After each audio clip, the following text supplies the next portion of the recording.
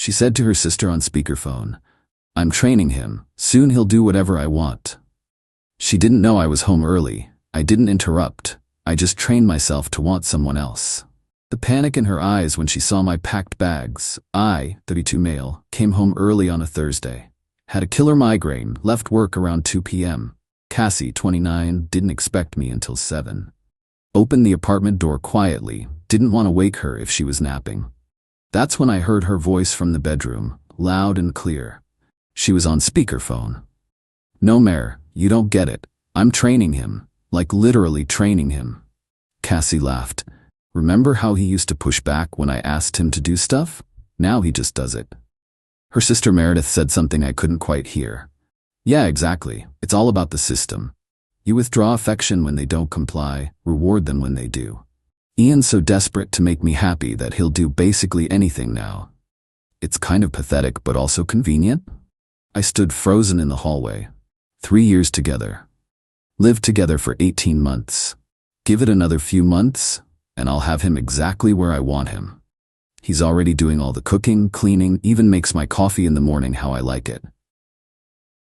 Dude works 50 hours a week and still comes home to handle everything. Meanwhile, I've been looking for the right job for 8 months? Meredith's response was muffled, but Cassie laughed again. "Please, he's not going anywhere. Where would he go? He's invested." Sunk cost fallacy.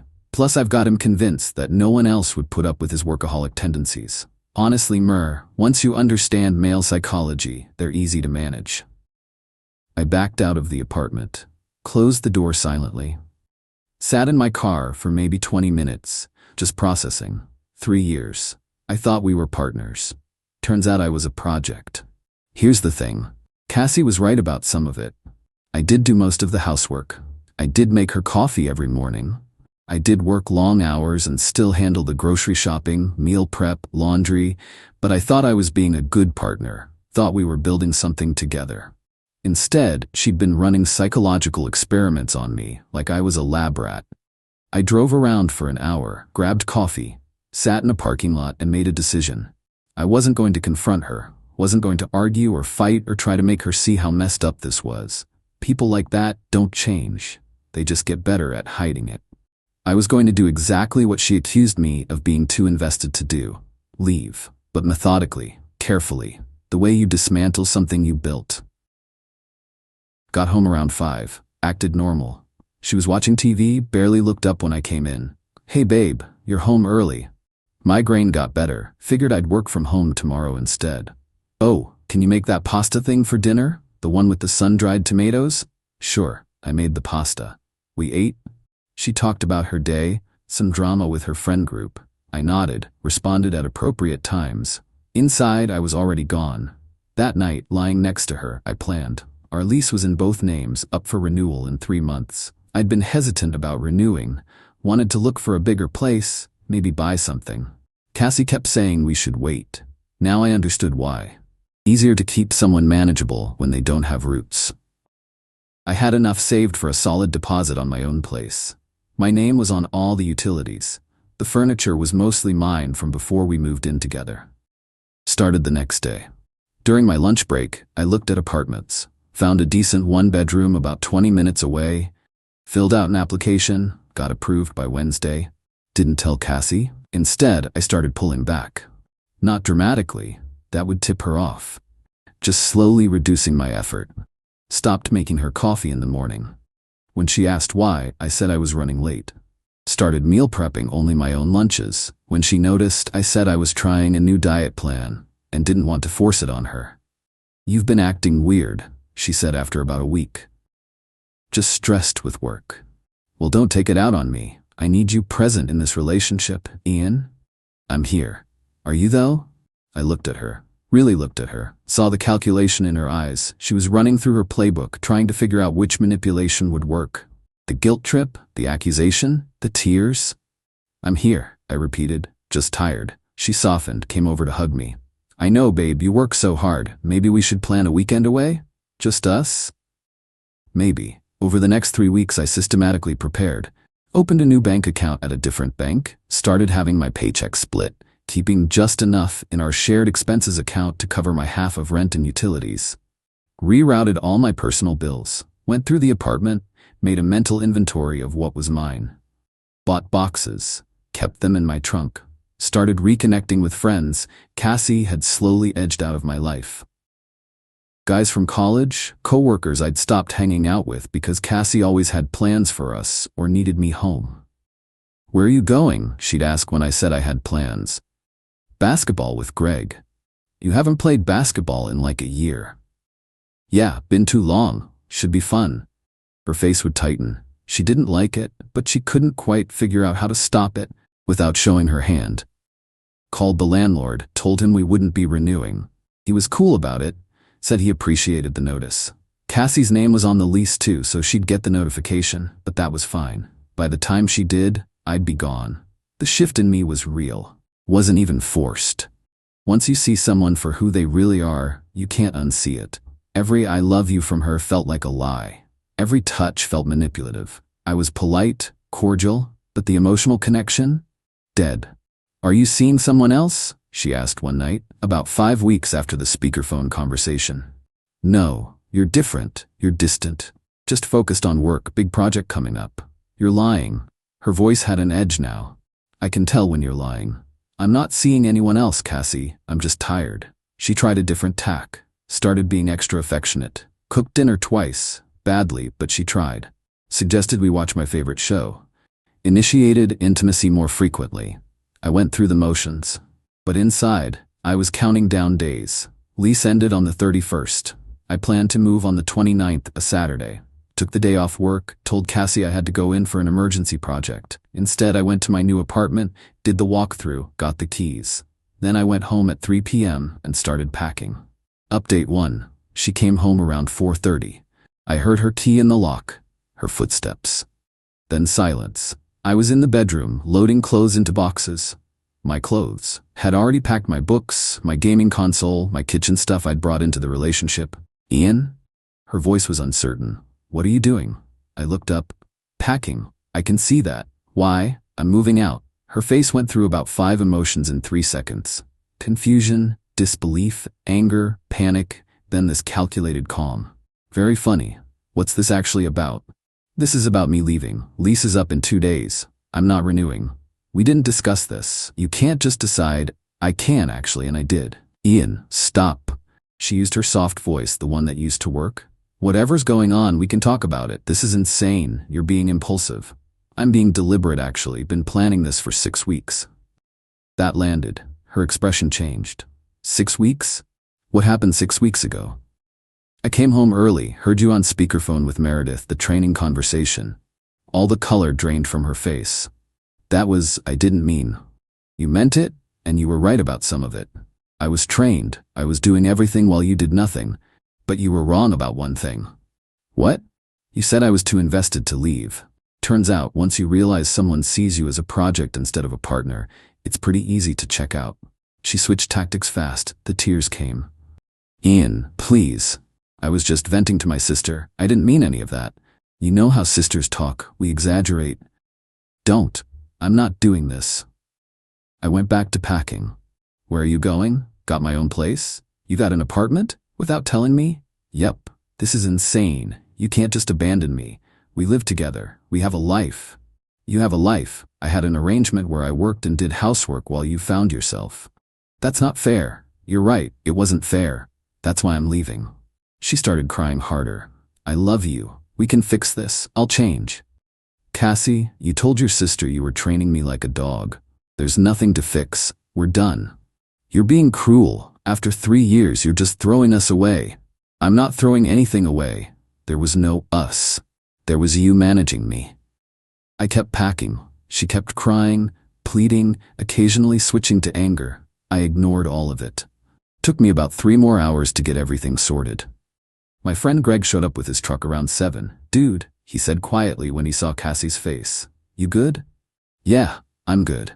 We loaded boxes. Cassie followed us around, alternating between begging and yelling.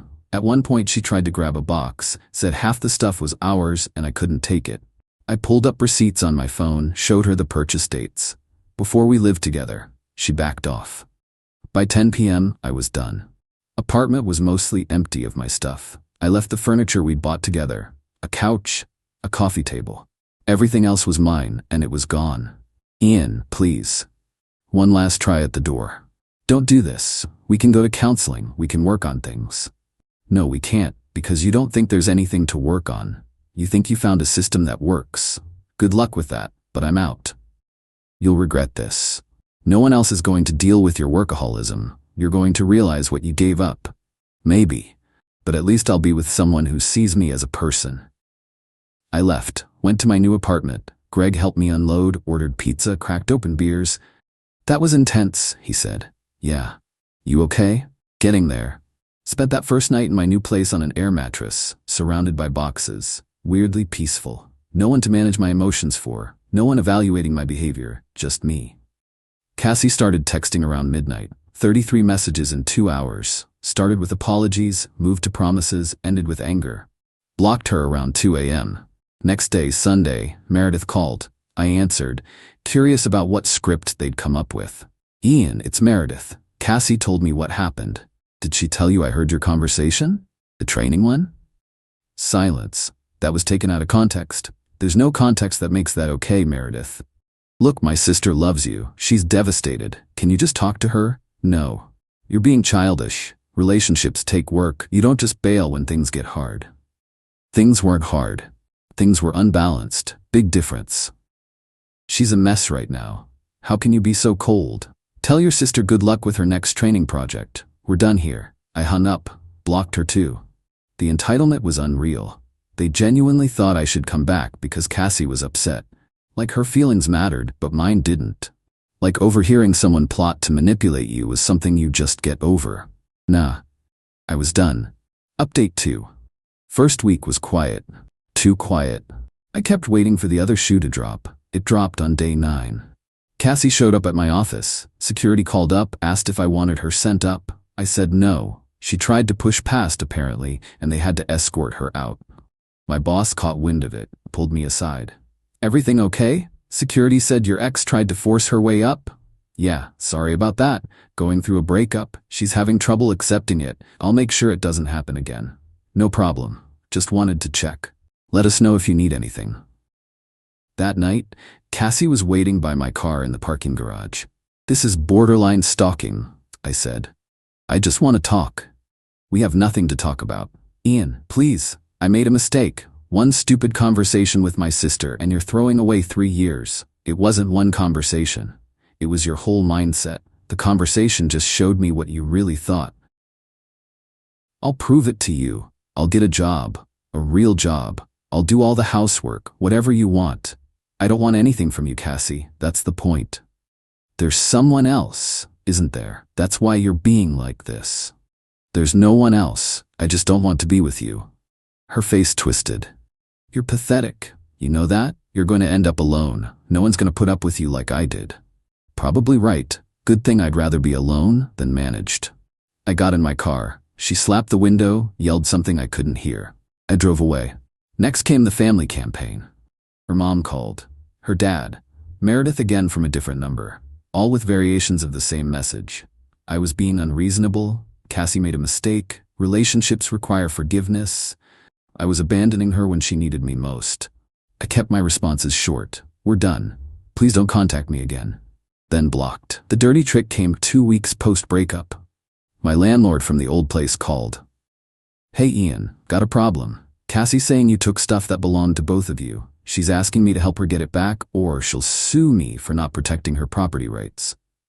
Did she provide proof of ownership? No, just her word. I have receipts for everything I took. Want me to send them? Yeah, that'd be great. Just covering my bases. Sent him a whole folder. Screenshots of purchase confirmations, credit card statements, dates showing I bought everything before we lived together. He thanked me, said he'd handle it. Cassie tried a different angle next, posted on social media a long, vague post about narcissistic partners and financial abuse and being left with nothing. Didn't name me, but anyone who knew us would know. I didn't respond, didn't engage, just kept living my life. Here's what she didn't expect. I was fine, better than fine actually. My apartment was smaller, but it was mine. I cooked when I wanted, cleaned on my schedule, Started playing basketball weekly with Greg and some guys. Picked up reading again. Slept better. About 3 weeks in, I ran into Dana. We'd worked together 2 years ago, stayed friendly but lost touch after I got serious with Cassie. Bumped into her at a coffee shop. Ian, oh my God, how are you? We caught up. She'd switched companies, was doing well, single after her own relationship ended 6 months back. We exchanged numbers, said we should grab drinks sometime. We did. The following Thursday. Nothing romantic, just 2 people catching up. But it was easy, comfortable. She laughed at my jokes. I wasn't performing or managing or trying to be anything except myself. You seem different, she said, more relaxed than I remember. Yeah, went through some stuff recently, coming out the other side. Good stuff or bad stuff? Started bad. Ending good. We had drinks twice more over the next 2 weeks. Third time she kissed me. I kissed her back. It felt right. Uncomplicated. I should tell you, I said. I just got out of something, like a month ago. I know, your social media made it pretty clear. You saw Cassie's post? Everyone saw it. Most people saw through it too, if that helps. Doesn't hurt, Dana smiled. Look, no pressure. We can take this slow. I just like spending time with you. Same. That's when Cassie's spy network kicked in. One of her friends saw us at a bar. Reported back. Next day, my phone exploded. Texts from a new number. Unknown. So you did have someone else. You liar. Unknown. Been seeing her this whole time probably. Used me until you had something better lined up. You're disgusting. Everyone needs to know what kind of person you really are. I screenshot everything. Didn't respond. Called my buddy who's a lawyer. Asked about harassment laws. He said to document everything, send 1 cease and desist. Then if it continued, we could pursue a restraining order. Sent a formal text. Cassie, this is harassment. We're broken up. Who I see is none of your business. Contact me again and I'll pursue legal action. She showed up at the bar Dana and I went to. Must have gotten the location from her friend. Dana and I were having dinner when Cassie walked in, saw us, and made a scene. Are you kidding me right now? She was loud. Everyone turned to look. I stayed calm. Cassie, you need to leave. You told me there was no one else. You lied to me. I didn't lie. There wasn't anyone when we broke up. What I do now isn't your concern. We broke up a month ago and you're already with someone? That's sick. Dana spoke up, voice level. Hi, I'm Dana. We actually just started seeing each other last week, but also, not sure how this is your business. It's my business because he was my boyfriend for 3 years. Was. Past tense. Maybe time to move on? Cassie turned on her. You don't even know him. He's a workaholic who'll ignore you for his job. Good luck with that. Thanks for the warning. I'll take my chances. The manager came over. Ladies, I need everyone to keep it down or I'll have to ask you to leave. I'm already leaving, Cassie said. Enjoy your rebound, Ian. Hope she enjoys being your maid. She stormed out. Dana looked at me. Your ex seems nice. I laughed. Couldn't help it. Sorry about that. Don't be. Kind of explains why you're still a little guarded. That obvious? Little bit. But I get it. Take your time. The fact that she was cool about it didn't make it a big dramatic thing. That meant everything.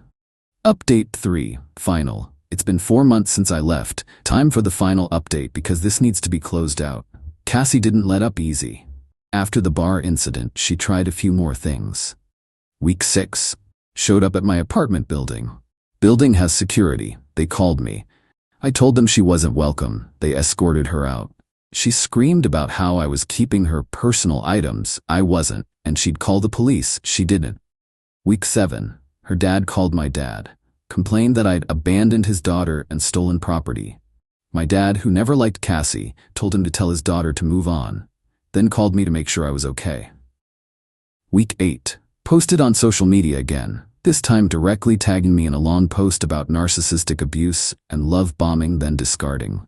My friends defended me in the comments. I untagged myself and let it go. Week 10. Tried to friend request Dana on multiple platforms. Dana blocked her immediately and sent me screenshots of the requests.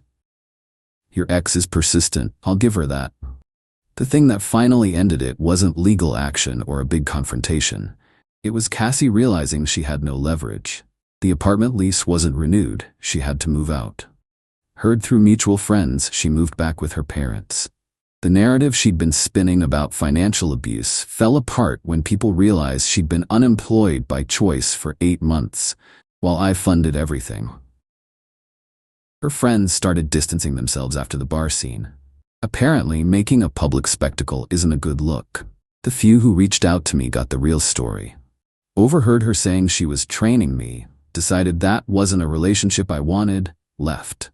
Most of them said some version of, "Yeah, that sounds like something she'd say."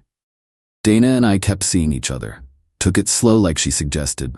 She never pushed, never demanded, never manipulated, just showed up as herself and let me show up as myself.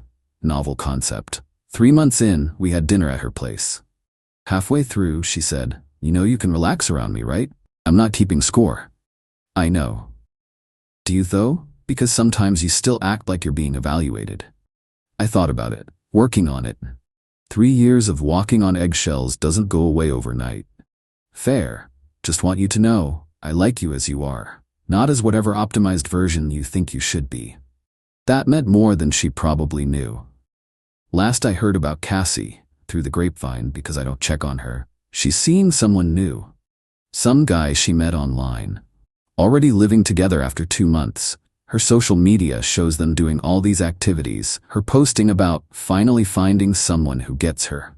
I don't feel vindicated or satisfied. Mostly I just feel bad for the guy. He's probably getting the same treatment I did. The training program. Maybe he'll figure it out faster than I did. Maybe he won't. Not my problem anymore. My life now, dating Dana seriously. We're taking a trip next month. Back in touch with all my friends, playing basketball weekly, reading more.